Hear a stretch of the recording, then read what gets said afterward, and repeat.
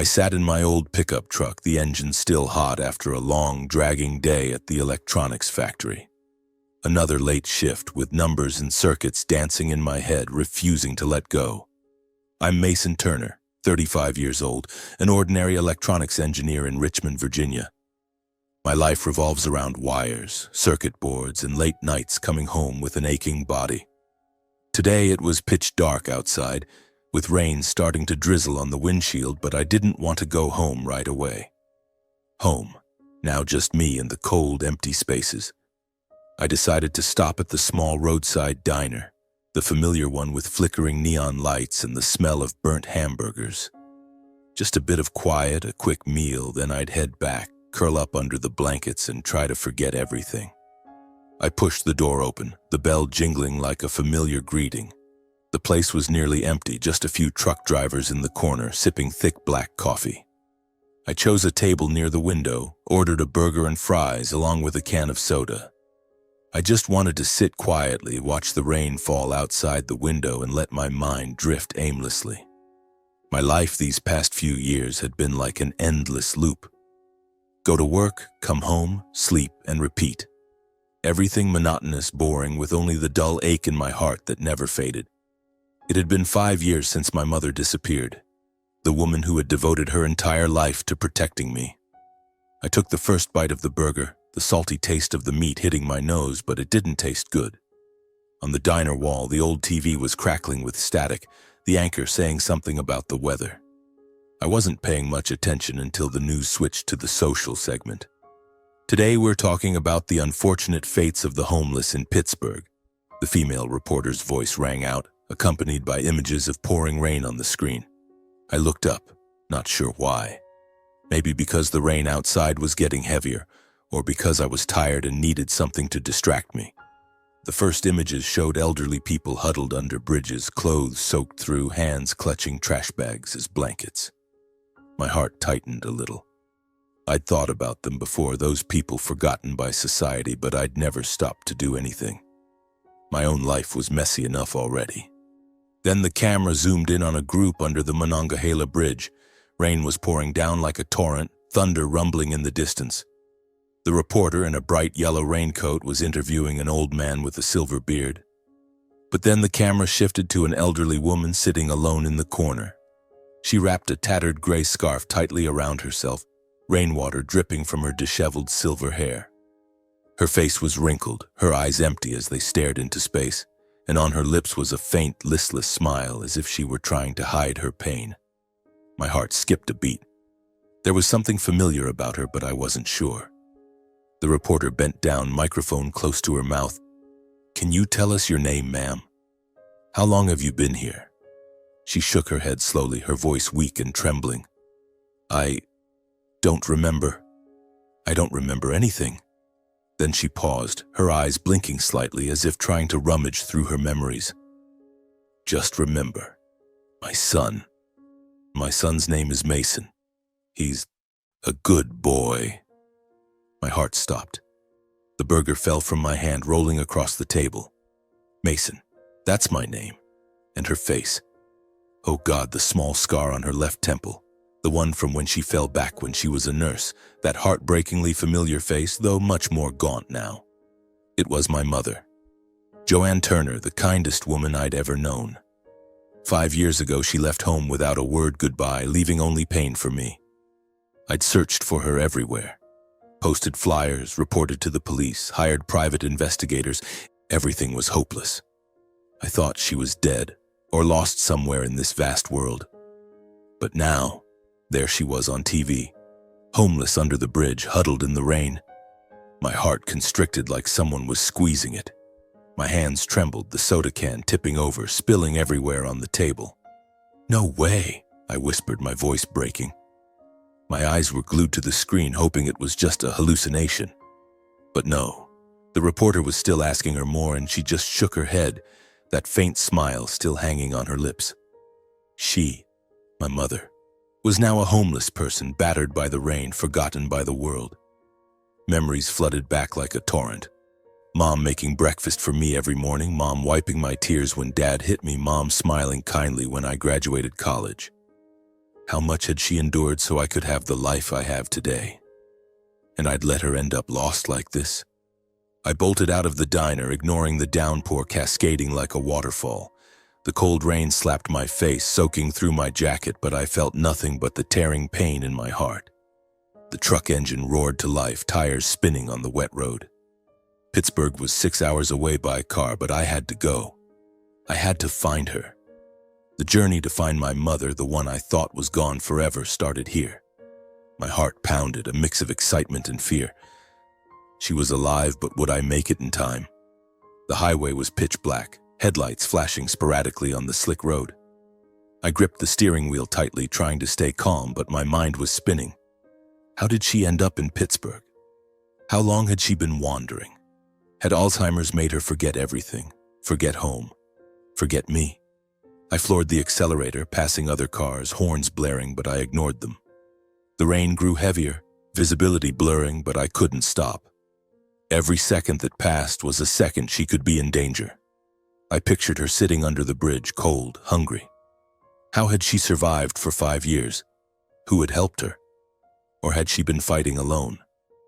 In the heavy silence of the truck cabin, childhood memories suddenly flooded back like an old film reel, faded yet painfully sharp. I saw myself as 8-year-old Mason again, huddled under the kitchen table in the small house on the outskirts of Richmond.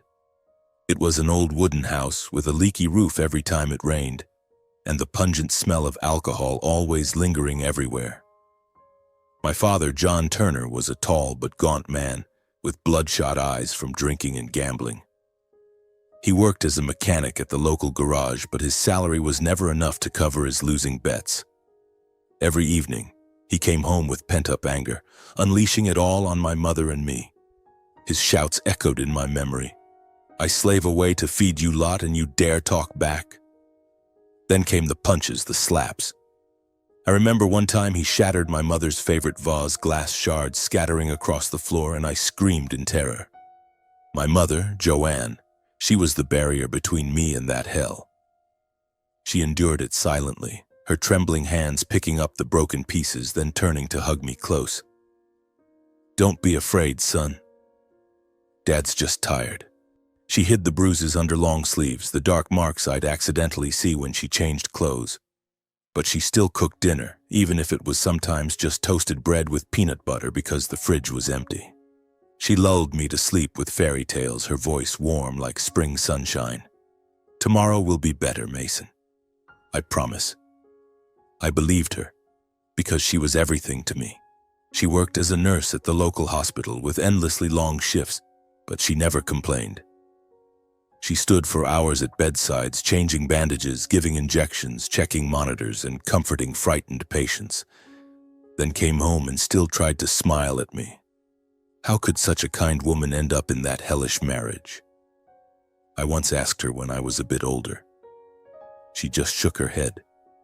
I love your father and I love you. That's enough. Then the accident happened. I was only 15 at that rebellious age, dreaming of the future. Dad drove home after a drunken night at the bar, crashing straight into a utility pole. He died on the spot, blood splattered across the windshield. I remember the funeral day with drizzling rain just like today. The coffin was lowered into the ground and I stood beside my mother, holding her hand tightly. She didn't cry, just squeezed my hand hard. Now it's just the two of us, Mason. I looked at her, my eyes red and swollen, and promised, I'll take care of you for the rest of my life. I promise. That vow was etched deep into my heart, an oath I thought I'd keep forever. After that, life changed. No more shouts, no more smell of alcohol. Mom and I lived simply. She worked less and I studied hard. I dove into books, numbers and math, and electrical circuits becoming my refuge. I graduated high school with a scholarship, then went to engineering college. Mom was so proud. She cut out the local newspaper article about me and stuck it on the kitchen wall. My son's so talented, she said, her eyes sparkling. The college years flew by. I became an electronics engineer with a stable job at a factory near Richmond. The salary was enough for me to buy gifts for Mom and fix up the house. She still lived alone in the old house, but I visited often, buying groceries, taking her to doctor's appointments. She aged, her hair turning more silver, but her smile remained gentle. Then I met Brooke Allen. She was a finance specialist at a partner company, confident and captivating with her shiny blonde hair and radiant smile. We met at a conference. She approached me with a coffee in hand. "You look like someone who can fix anything." "Even my heart?" I laughed, and from then on my life seemed to gain color. Brooke was ambitious. She talked about future plans, mansions and luxury cars, traveling to Europe. She made me believe our family could have more happiness, that I could build a real home. We married after 2 years of dating, a small wedding at the local church. My mother sat in the front row, her eyes misty. "I'm happy for you, Mason." The early years of marriage were sweet as honey. We bought a house in the suburbs of Richmond, a modern apartment with a small garden. I left Mom living alone in the old house because she liked the quiet. But I visited weekly, taking her shopping, fixing the plumbing, listening to her old stories. Brooke supported it at first. She smiled and said, "She's wonderful, Mason. I understand why you love her so much. We had our first daughter, little Lily, and life seemed perfect. But then everything changed when Mom was diagnosed with Alzheimer's. At first, it was just small forgetfulness, like where she put her keys or a neighbor's name. But it got worse. She got lost on her way home, called me by my father's name. I worried, my heart tightening every time I thought of her alone. Mom can't live by herself anymore. I want to bring her home," I told Brooke. She nodded. "If that's what you think is best, I agree." I brought Mom to live with us, turning the guest room into her own space. At first, Brooke seemed sympathetic, maintaining politeness. She smiled at her mother-in-law, helped make tea, asked about old times. I believed our little family would stay stable, that love would overcome everything. But Alzheimer's progressed faster than I imagined. Mom started forgetting to turn off the stove, nearly burning the house once. She mixed up times, getting up at midnight to cook. Sometimes she called Brooke by another name, like Susan, her late sister's name. Brooke gradually changed. Her smiles became more forced. She avoided contact, slipping into another room when Mom talked. "She's messing everything up," she whispered to me one evening. "Our house feels like a nursing home now." I tried to explain. "Mom's sick, please be understanding." But Brooke saw her as a burden, disrupting the clean, orderly home she loved. My mother stayed silent, forcing a smile every time she was scolded. She knew, even if Alzheimer's stole her memories, she could still sense the coldness. I saw her sitting alone in the corner of the room, eyes staring into the distance, and my heart ached. I tried to keep the peace, working more to hire help, but my wife's coldness and my mother's decline left me exhausted. I was caught between the two most important women in my life, feeling helpless and stuck. One evening I lay awake, listening to Mom muttering in her sleep and Brooke's sighs beside me. "Choose, Mason. Her or me?" she'd once asked sharply. I didn't answer, just held my head. Life became a silent hell. No shouts like in my father's time, but no less painful. Then that fateful night came. I came home late after a shift, utterly exhausted.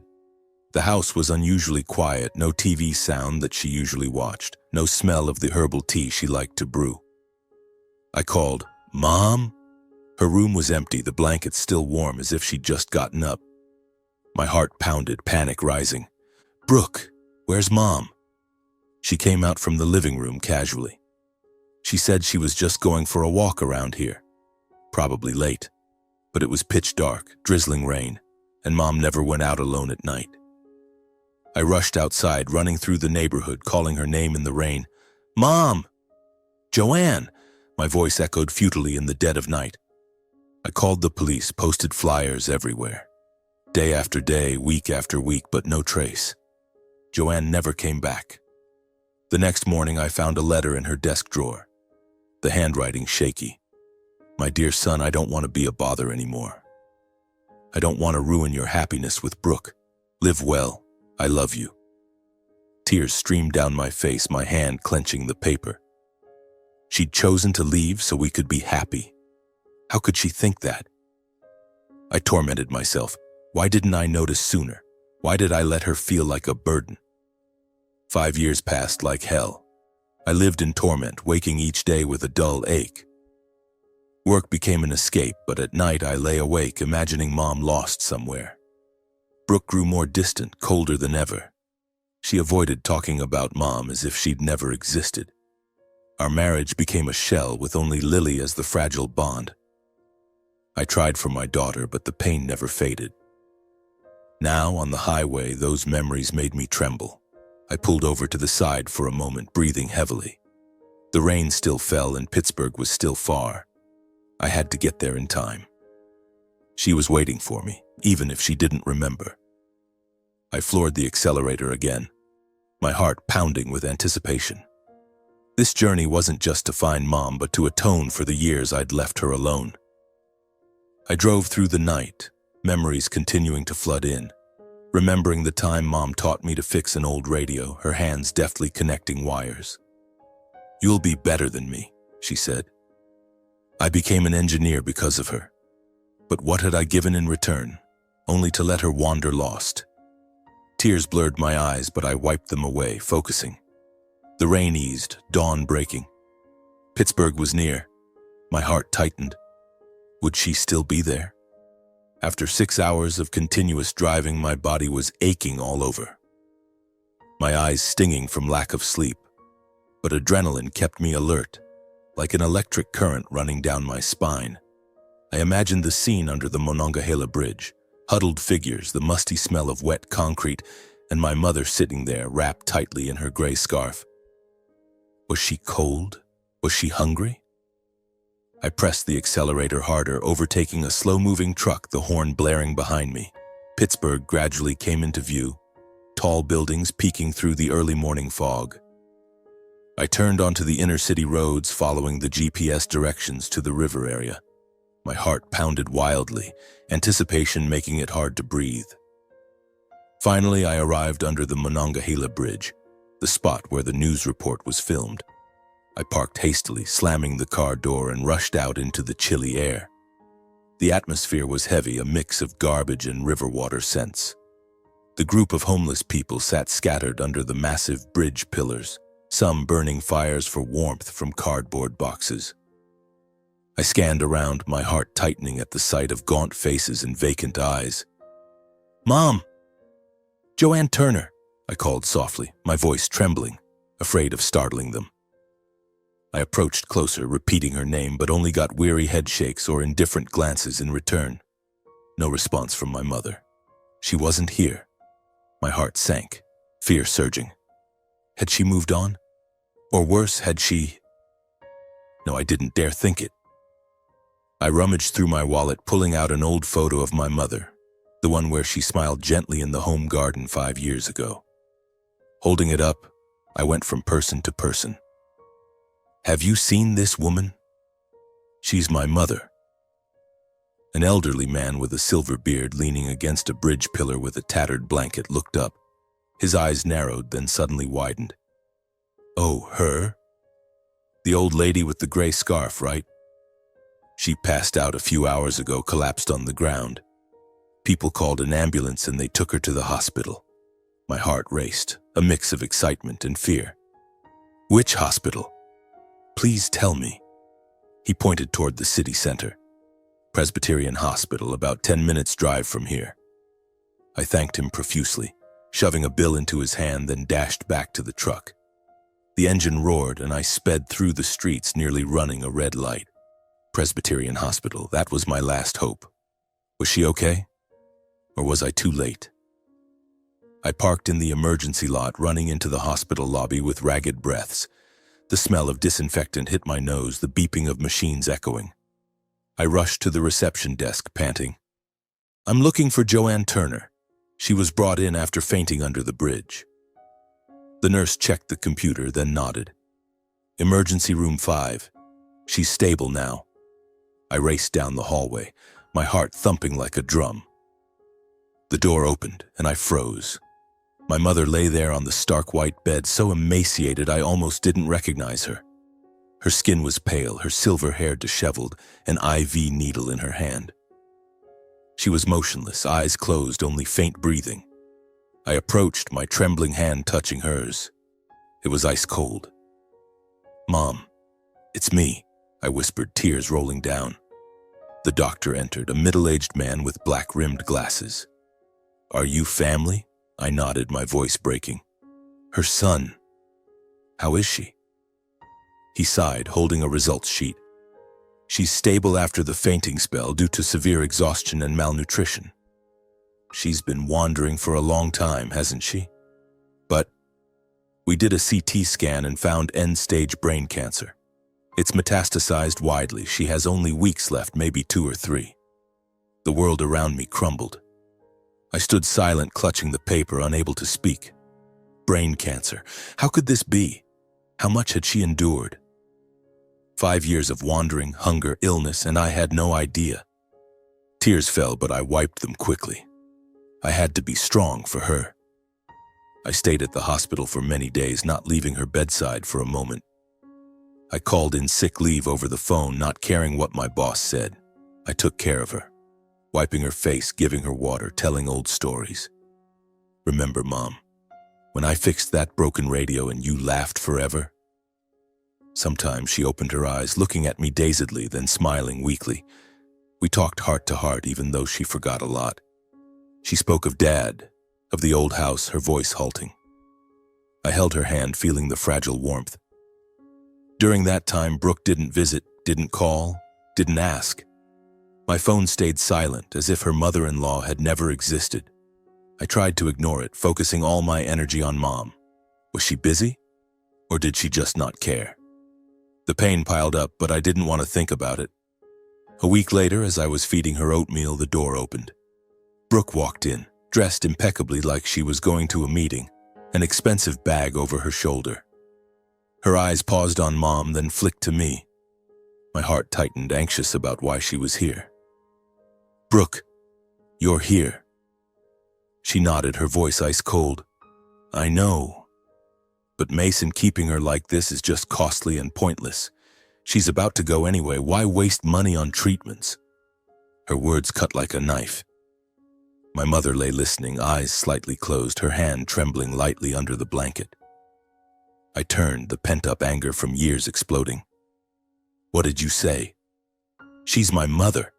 Get out," I shouted, my voice echoing in the room. She froze, then her face flushed red. We stormed into the hallway, the argument erupting. "Are you crazy? I'm telling the truth. She's been a burden for so long."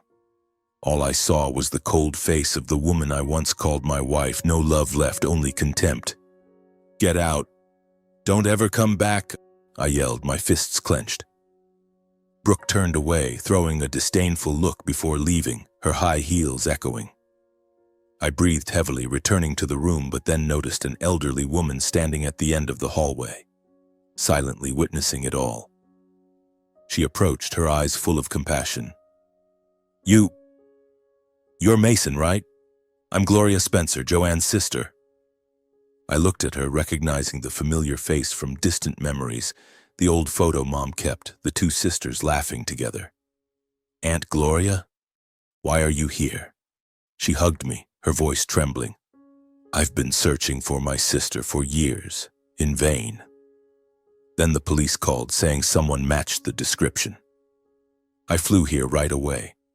From that day, Aunt Gloria visited the hospital regularly, helping me care for Mom. She made tea, told old stories, making the hospital room less empty. I no longer felt alone, with her by my side, sharing memories of Mom. We wiped her down together, sang old lullabies. I tried to give Mom the most peaceful final days possible. Sometimes Joanne looked at me without recognizing who I was, calling me by a strange name. But her hand still gently grasped mine, like a familiar reflex from childhood. Time passed quickly, her condition worsening. I sat by the bed, holding her hand, talking about Lily, about life.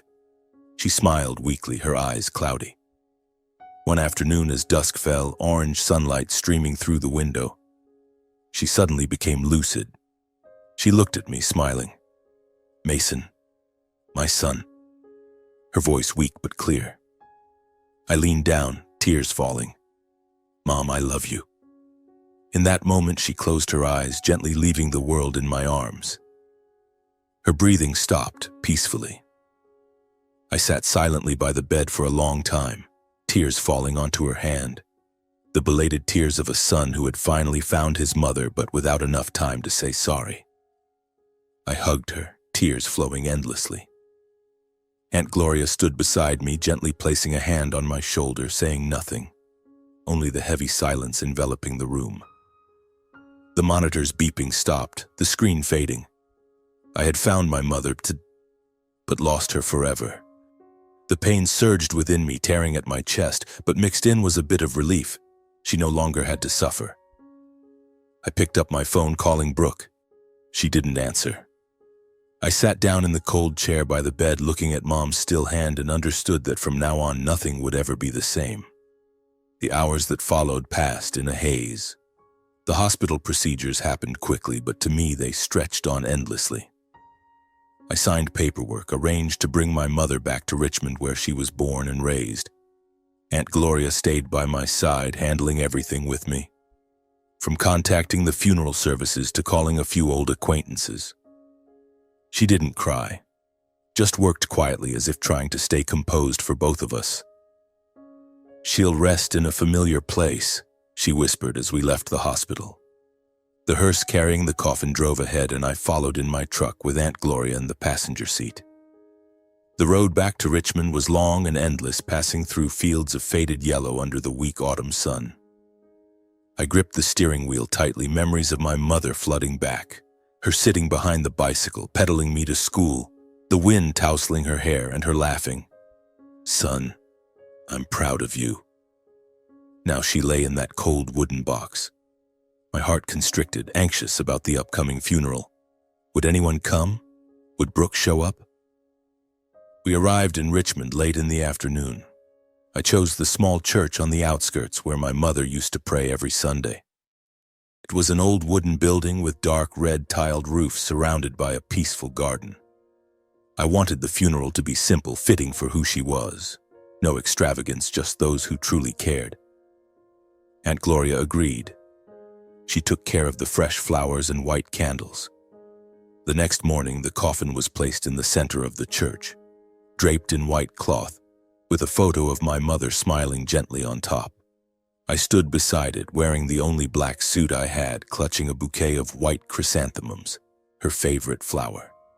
My heart pounded, anxious as the church doors opened. Who would come?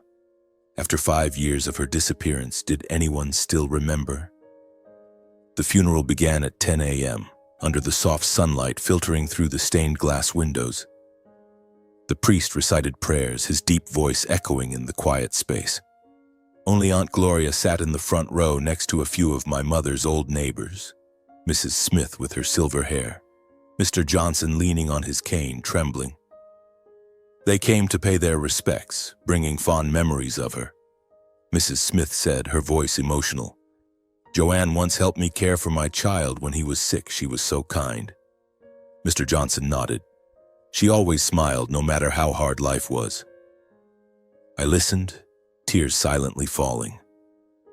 The atmosphere was solemn and simple, no loud sobs, just whispered sharing. I stood up, my voice trembling as I spoke about my mother. She was the strongest woman I knew. She sacrificed her whole life for her children, and now she's left peacefully. Everyone nodded. The air was heavy but warm. I thought the funeral would end smoothly, closing my pain. As the ceremony neared its end, with the priest reciting the final prayer, the church door suddenly opened with a soft creak. I looked up, my heart pounding. Brooke walked in, dressed impeccably. A long black dress, hair tied high, her eyes showing no emotion. She walked slowly down the aisle, her high heels clicking on the wooden floor. Everyone turned to look, murmurs rising. I froze, anticipation surging. She was here. Was it to offer condolences? For a moment, I imagined she came to share the loss, to hug me and say, "Are you okay?" After years of coldness, perhaps my mother's death would change her. I stood still, waiting, my heart thumping like a drum. But no. Brooke stopped in front of the coffin, looked at my mother for a moment, then turned to me, her flat voice echoing in the silent space. Your mother's passing is probably for the best, Mason. No longer a burden to her children. Her words exploded like a bomb, resounding in the quiet church. The funeral atmosphere fell dead silent, only faint murmurs from the others. Mrs. Smith covering her mouth, Mr. Johnson shaking his head. I was stunned for a few seconds, my ears ringing, the world around me blurring. Those words, how could she say them? My mother, the woman who sacrificed her entire life for me, now called a burden? Years of endurance, torment, love for my mother, and contempt from Brooke built up and burst like a river breaking its dam. Blood rushed to my head, my vision darkening. I stepped forward, my feet heavy as lead, but anger propelled me. My hand slapped across Brooke's cheek with a sharp crack, echoing like thunder in the church. She staggered, holding her face, her expression shifting from shock to fury. You bastard! How dare you hit me? You violent, worthless man hitting a woman! She screamed, her voice shrill, tears streaming, not from pain but from rage. Everyone was stunned. The priest stopped his prayer. Aunt Gloria stood up, her face pale. I stood there, my hand trembling, but I felt no regret. Get out! I growled, my voice low but full of fury. Brooke glared at me, then turned and left the funeral, the door slamming shut behind her. I didn't look after her, turning back to my mother's coffin to finish the ceremony. My heart raced, a mix of anxiety and anger. I had crossed a line, but why did it feel so relieving? The priest continued, his voice shaky, and the ceremony ended in a tense atmosphere. As the coffin was lowered into the grave outside the church, the cool autumn wind blew, scattering faded leaves. I stood beside it, watching the coffin sink gradually into the earth, my heart constricting. Aunt Gloria placed a hand on my shoulder, comforting. She's at rest now, Mason. You did well? I gazed silently like a final farewell to my mother, closing all the pain in stillness. Tears fell, but I didn't sob loudly. She was gone, taking with her so many beautiful memories. I thought about the years she endured my father, protected me, and now I had let her go without time to apologize. But perhaps somewhere she understood. After the funeral, people gradually left, leaving me and Aunt Gloria standing by the grave. She hugged me tightly, whispering, "Go home and rest, dear. I'll stay in Richmond for a few more days if you need me." I nodded, but my mind was blank. I drove home, the familiar road now seeming longer than ever. The house once filled with memories, the sound of Lily's laughter, the smell of Mom's baked goods, the evenings Brooke and I sat by the fireplace, was now just empty and cold. The door opened to a heavy atmosphere, as if the house itself was in mourning. Lily ran out to hug me, her eyes red and swollen. "Dad, where's Grandma?" I knelt down, holding her tight. "She's gone far away, my love, but she's always here in our hearts." Brooke wasn't there. She'd come home earlier, or rather she had never truly been present throughout the funeral. I sat down on the sofa, looking around at the family photos on the wall, and felt the pain surging. Everything had changed, and the divorce, I knew it was coming, would be the fatal blow. The next morning, Brooke returned with a carry-on suitcase, as if just back from a business trip. She showed no regret or remorse, no words of condolence, no comforting hug. Instead, she sat down at the kitchen table, her voice ice cold. "Mason, we need to talk." My heart constricted, anticipation surging. I knew what was coming. She pushed a stack of papers across the table. "The divorce petition. I've already signed it. And you should know I have someone else. He understands me better than you ever did."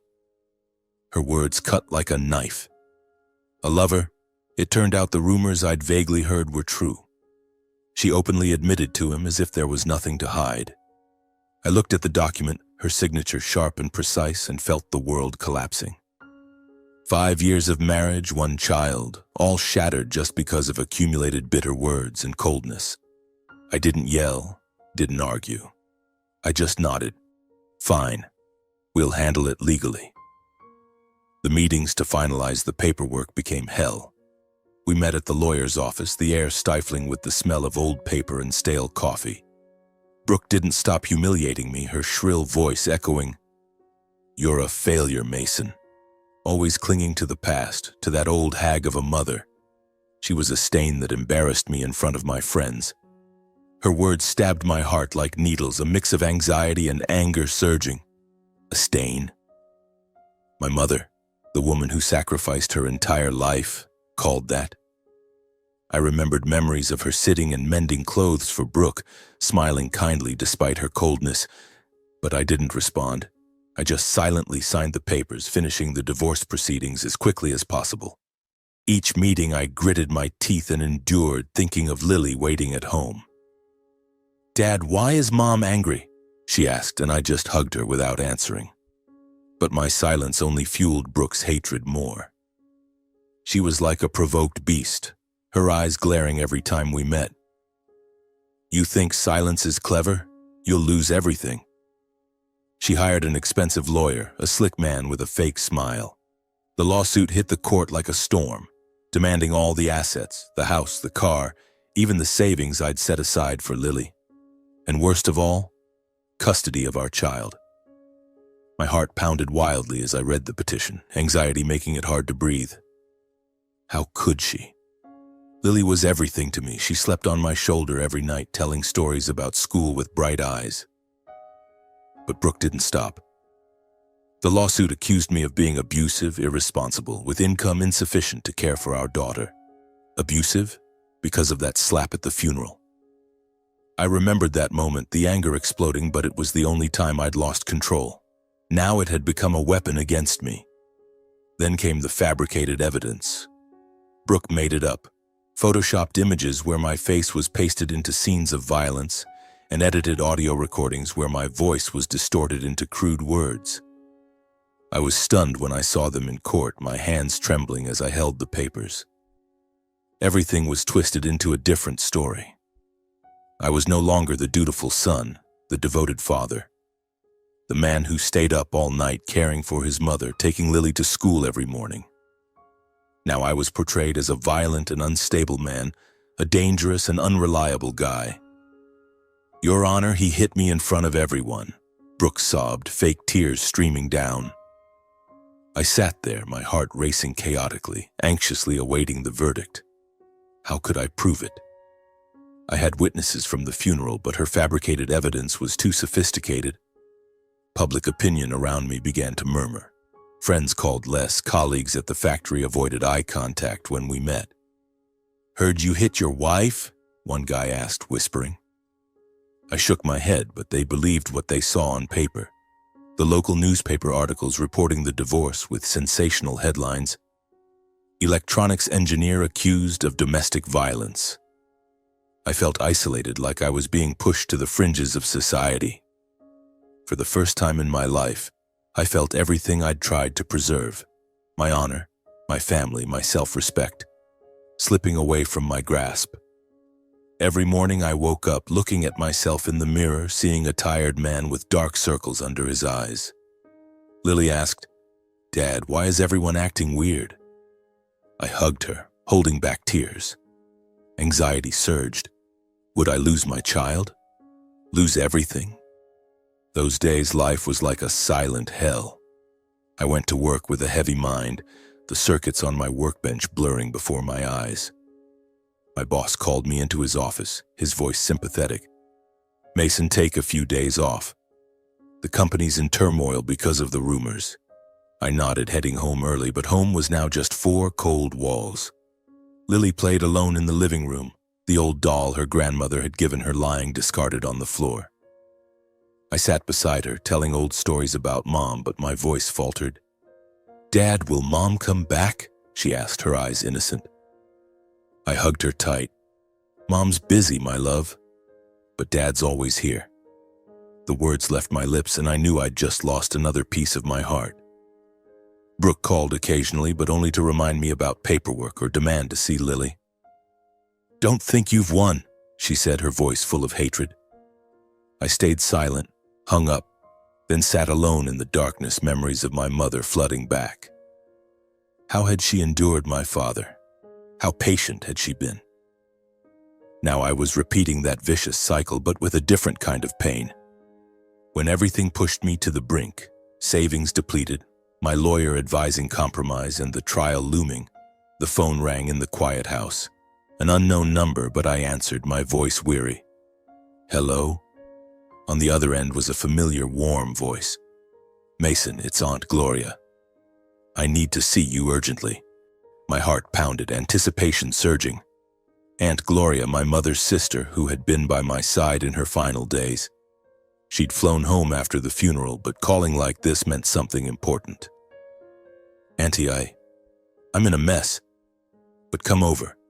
She said she'd arrive the next morning, and I hung up, lying awake all night. Was she bringing bad news, or just comfort? I stared at the dark ceiling, picturing her face so much like Mom's. The next morning, the sky was overcast, heavy gray clouds mirroring my mood. A knock sounded at the door. I opened it to find Aunt Gloria standing there in her old coat, bag in hand. She hugged me, saying nothing, just holding tight. You look so worn out, Mason. We sat at the kitchen table. I brewed strong black coffee, my hands trembling. Aunt Gloria looked around the house, her eyes pausing on the photo of Lily and Mom. Then she sighed. I heard about the divorce. You're suffering a lot, aren't you? I nodded, my voice breaking. I'm about to lose everything, Auntie. Brooke. She's fabricating stories, demanding custody of my daughter. Aunt Gloria was silent for a moment, then placed a thick folder and a large envelope on the table. The papers old but neatly organized. I'm here for something important. This is what your sister Joanne sent me before her memory loss got severe. My heart raced, anticipation making it hard to breathe. I opened the envelope, my hands shaking. Inside were bank documents, stocks, and a handwritten letter from Mom, her script shaky but clear. Aunt Gloria recounted slowly, her voice steady and warm. Before the Alzheimer's progressed badly, she came to see me. She entrusted her entire personal investments, over $10 million for me to manage temporarily. It was money she'd saved from her nursing salary, invested wisely over the years, but with a condition. Only give it to you if you live according to your conscience without falling into depravity or injustice. She said, Gloria, Mason's a good boy, but life sometimes pushes him to the edge. If he still holds on to his character, give it to him. I was stunned, speechless. $10 million? Mom, the austere woman who saved every penny, had that much? The feelings of humiliation, torment, and lost faith gradually faded, replaced by a rare ray of hope. Tears streamed down my face as I clutched the letter. I love you, Mason. Use this money to live well, not for hatred. Aunt Gloria looked at me, her eyes glistening. I've always believed in you, the dutiful, upright son. You might lose everything, but you've never lost your character. You cared for her until the very end, even as everything crumbled. I witnessed it all. She took my hand. Use this money to stand up, not to get revenge on Brooke, but to fight for justice. For Lily, for yourself.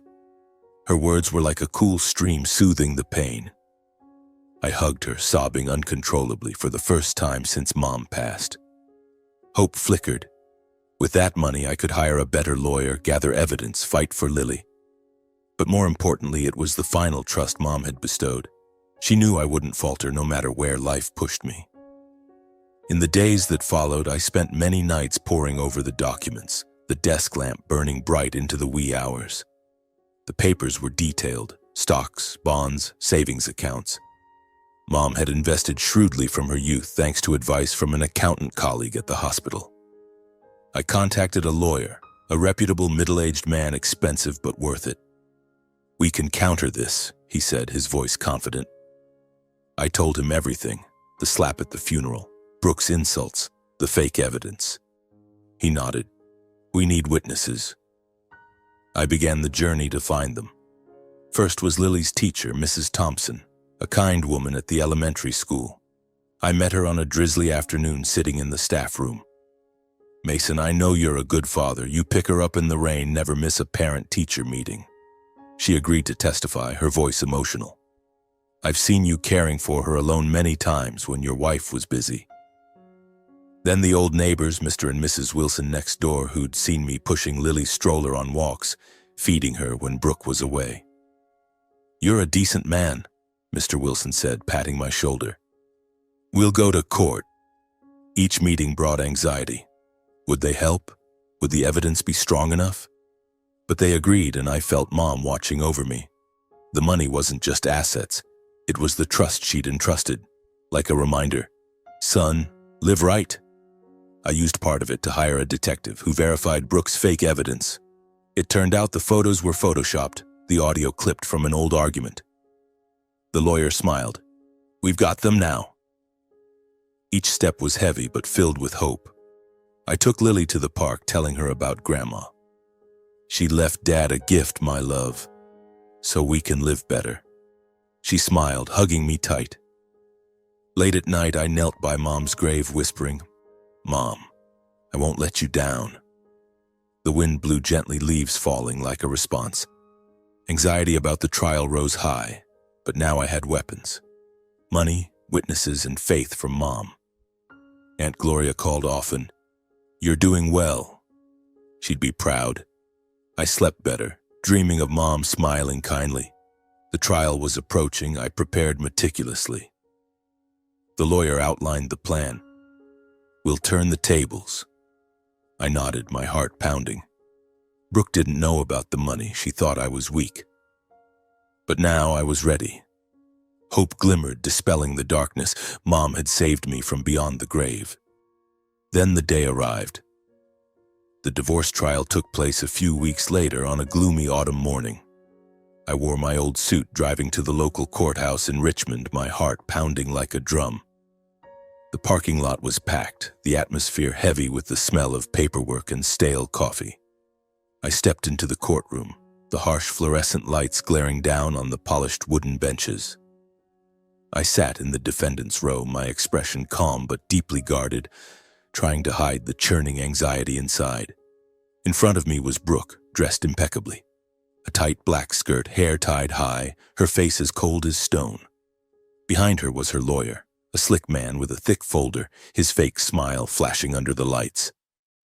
She glanced at me once, her eyes full of contempt, as if I were just a loser. My heart constricted, but I didn't look back. The judge, a middle-aged woman with black-rimmed glasses, banged the gavel and the trial began. The courtroom air was stifling, the ceiling fan buzzing like a swarm of bees. Brooke's lawyer opened, his shrill voice piercing. Your Honor, the defendant is abusive, unstable, and unfit to parent. They presented the fabricated evidence, photoshopped images, edited recordings, and I sat there, my hands clenched under the table, anxiety making cold sweat break out. Brooke testified, fake tears streaming. He hit me in front of everyone, Your Honor. I'm afraid for our daughter. I gritted my teeth, remembering the slap at the funeral, the anger exploding from her insults to my mother. But now I had to stay calm. My lawyer stood up, his voice confident. We will prove all allegations are fabricated. During the examination, witnesses appeared one by one, and my heart raced chaotically each time the door opened. First was Lily's teacher, Mrs. Thompson, a kind woman with her silver hair tied high. She stepped onto the stand, her voice trembling but clear. I've taught Lily for 3 years now. Mr. Mason always picks her up in the rain, never misses a parent-teacher meeting. He's a devoted, patient father. She detailed the afternoons I waited outside the school gate, hugging Lily when she cried from a fall, helping with her homework. The judge nodded, taking notes, and Brooke frowned, her face paling slightly. Anxiety surged in me. This was the first step, but effective. Next were the neighbors, Mr. and Mrs. Wilson, the elderly couple who'd lived next door for years. Mr. Wilson leaned on his cane as he stepped up, his voice deep and warm. I've seen Mason caring for his child alone many times, never raised his voice or used violence. He's a good man, Your Honor. Mrs. Wilson added, When his wife was away, he cooked, lulled the child to sleep. We trust him. Their words were like a cool stream soothing my pain. I glanced at Brooke, seeing her clench her fists, her lawyer whispering something. The courtroom was silent, only the scratching of pens and my thumping heart. Then Aunt Gloria appeared, stepping onto the stand with a steady gait, her eyes glistening. I'm the sister of Joanne Turner, Mason's mother. My nephew is a dutiful, honest son. He cared for my sister until the very end, even as everything fell apart. She recounted the hospital days, how I never left Mom's bedside, and that the slap at the funeral was just a moment of lost control due to the insult. He's not abusive. He's a good person. The judge looked at her, nodding, and I saw Brooke bow her head, avoiding eyes. Anxiety mixed with hope. My witnesses were turning the tide. My lawyer presented the financial documents from the investment I'd legally inherited from Mom. Over $10 million, proving I had the means to raise our child stably. The defendant has solid assets and steady income from his engineering job. There's no reason to deny him custody. The judge flipped through the papers, frowning in consideration. Brooke whispered to her lawyer, her face paling. She hadn't expected that money, thinking I was broke. My heart pounded, anxiety making my hands ice cold. Would it be enough? Finally, the decisive moment. The judge called Lily. She walked into the courtroom in a cute pink dress, clutching my hand briefly before going to the stand. My heart constricted, anxiety surging. She was only 8. Would she be scared? The judge smiled gently. Who do you want to live with, Lily? My daughter looked up, her voice small but clear, echoing in the silent room. I want to stay with Dad. He loves me so much. The courtroom fell silent for a few seconds, only the scratching of pens and my ragged breathing. Tears silently fell from my eyes. Her words cut through all accusations like a blade. Brooke bowed her head, her face ashen. The verdict was announced, custody awarded to Mason Turner. I closed my eyes, taking a deep breath, as if the burden of years had finally been lifted. My legs trembled, but my heart felt light. The judge banged the gavel. Case closed. Brooke stood, her face pale, lips pursed. She said nothing, just turned and left the courtroom amid everyone's stares, quietly, small, and defeated. Her lawyer awkwardly gathered his files while I hugged Lily tight, tears falling. Dad won, my love. Aunt Gloria patted my shoulder, her eyes misty. She'd be proud of you. After the trial, life changed. I sold the old house full of painful memories and bought a small apartment in the suburbs of Richmond with a lush green garden and a room for Lily. Our father-daughter life was simple but peaceful. Mornings dropping her at school, afternoons cooking, evenings telling stories about Grandma. No more tension, no more worries. Lily smiled more, drawing pictures of happy family and just Dad and her. I returned to work, colleagues congratulating. Congrats, Mason. You deserve it. The rumors died down, public opinion shifting to support me. But I didn't care. I had Lily and Mom's legacy. Aunt Gloria visited often, bringing treats and stories about Mom, the woman who'd endured a lifetime just to leave her son lessons in love and kindness. She'd sit in the backyard under the autumn trees saying, "She once told me, love isn't possession but sacrifice." I listened, my heart warm, feeling Mom still beside me. Afternoons like that gave life more meaning, dispelling old pains. Then one autumn afternoon, as golden leaves fell outside the window, the doorbell rang. I opened it and froze. Brooke stood there, her face haggard, hair disheveled, eyes wet. She'd lost weight, her old dress mud-stained as if she'd walked a long way. My heart constricted, anxiety surging. What was she here for? Brooke's voice trembled, tears streaming. "Mason, I'm sorry. My lover left me. I want to reconcile.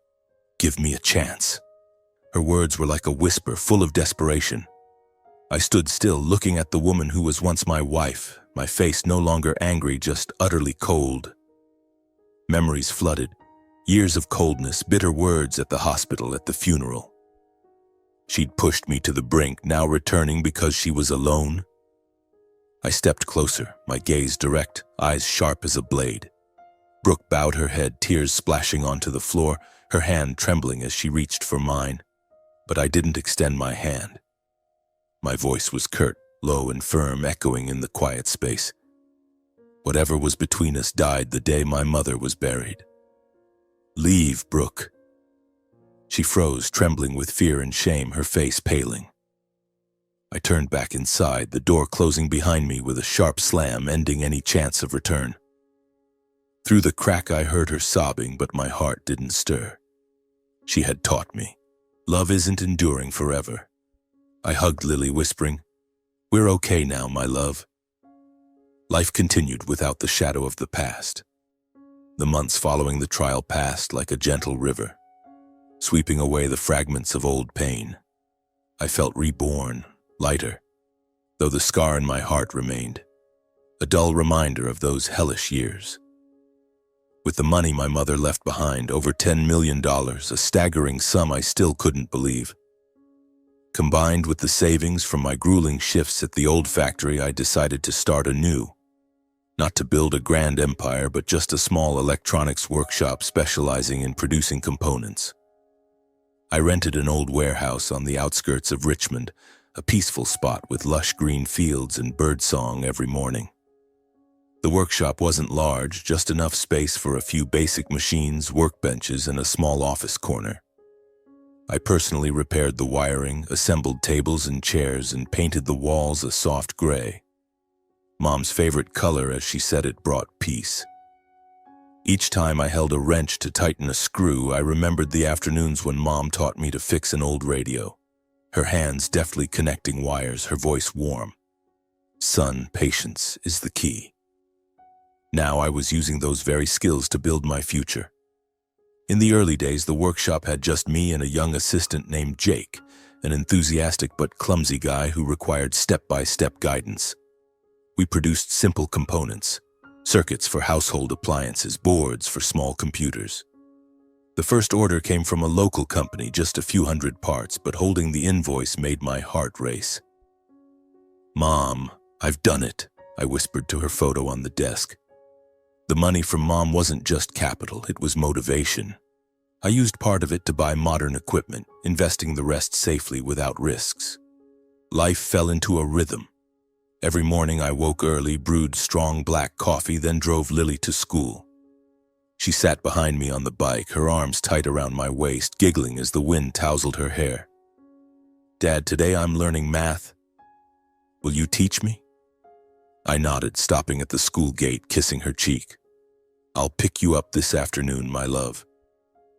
Then I'd return to the workshop, diving into work, soldering circuits, quality checks, calling clients.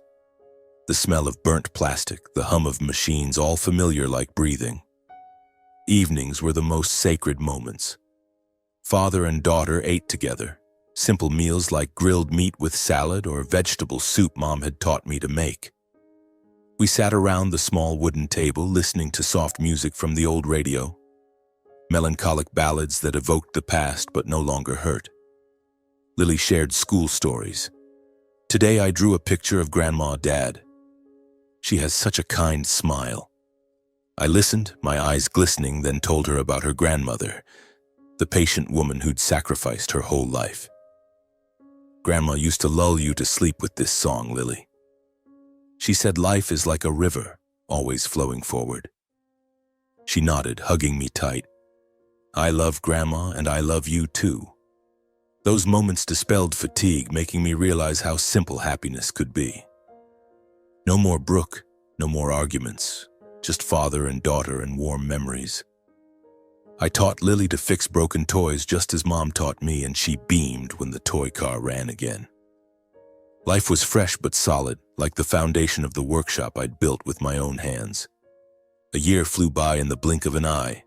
The workshop turned profitable, orders increasing, from small components to contracts with larger companies. I hired 2 more workers, turning the place into a small family. I changed a lot, becoming a more mature man, calm in the face of upheavals and forgiving of others' mistakes. No more impulsive anger, instead serenity, as Mom once taught. Anger only tires you out, Mason. That serenity led me to Elena Moore. I met her at a local charity event where I volunteered to help the homeless, a habit I'd kept since losing Mom. Elena worked for the charity organization, a woman around 35 with long brown hair cascading down, a smile as gentle as autumn's sun. She distributed food to elderly people huddled under bridges, her voice soft. "Here you go, sir. It's cold out." I helped her carry boxes and we talked about life, about unfortunate fates. Elena entered our father-daughter life gently like a breeze. At first, just afternoons when she'd visit, bringing homemade treats, playing with Lily. The girl liked her immediately. "Aunt Elena tells great stories, Dad." Elena warmed our little home with her smile and kindness. She cooked delicious meals, sang lullabies to Lily, and listened to my stories about Mom without judgment. "You're so strong, Mason," she said, placing her hand on mine, warm. We dated simply, walks in the park, coffee by the roadside, sharing pasts. Elena had divorced due to her husband's alcoholism, but she held no grudge. "Life taught me to forgive, to keep living." Her words echoed Mom's, opening my heart. Lily called her kind Aunt Elena, and gradually she became indispensable. Evenings, the three of us sat by the fireplace, listening to music, laughing. The house filled with joy again, banishing old shadows. We married after 3 years, a small wedding at the familiar church where Mom rested. Aunt Gloria was the bridesmaid. Lily scattered flowers, and Elena walked in a simple white dress, her eyes sparkling with happiness. "I love you, Mason," she whispered as we exchanged rings. We had a chubby baby boy together, little Jack, with Elena's blue eyes and a gentle smile like my mother's. Life was simple but full of laughter. Mornings dropping Lily at school, afternoons picking up Jack from daycare, evenings gathered for dinner. The workshop grew, but I wasn't ambitious. Just enough to support the family, leaving time for my wife and kids. No room for hatred or bitterness. I'd forgiven Brooke long ago, seeing her as a lesson. Elena taught me greater compassion. Everyone makes mistakes in life, my love. We did charity work together, with Elena leading and me following, distributing supplies to the homeless, reminding me of Mom. I still kept the habit of doing charity with my wife, often visiting shelters to help elderly homeless people, those forgotten like my mother years ago. Every weekend we'd drive to dark underpasses, bringing hot soup, old clothes, and a bit of warmth. Elena hugged the huddled old ladies, listening to their stories while I distributed items, remembering Mom sitting in the rain in Pittsburgh. "Thank you," an old man said, his hands trembling as he took the bowl. I smiled. "You're welcome, sir." Those moments healed wounds, making me realize life is fair in its own way, not through revenge, but atonement, through kindness. 2 years after the wedding, on a cold winter afternoon, I was with the charity group distributing soup at the local psychiatric hospital. The atmosphere was heavy with the smell of disinfectant and patients' whispers. We lined up to hand out supplies, Elena smiling gently beside me. Among the waiting line, gaunt figures, vacant eyes, I suddenly saw a familiar face. My heart pounded, anxiety surging. The woman was emaciated, her silver hair disheveled and tangled, her eyes blankly staring into space. Under an old blanket, she huddled, clutching a trash bag. I froze. It was Brooke, my ex-wife. Her once beautiful face now gaunt, deep wrinkles etched in, her eyes lacking their former cold sharpness. She muttered something, not recognizing me. I approached, my voice trembling as I asked the shelter manager, a middle-aged nurse with a weary tone. What's wrong with her?" The nurse sighed. "Brooke Allen, right? Schizophrenia. She's been wandering for years. Her parents brought her here last winter after finding her under a bridge. She often mumbles about an ex-husband but doesn't remember clearly." My heart constricted, memories flooding like a torrent. Brooke cold in court, bitter words at the funeral, then begging forgiveness at my door. Now she was here, shattered, paying life's price. I stood silent, looking at the woman who'd once destroyed my life.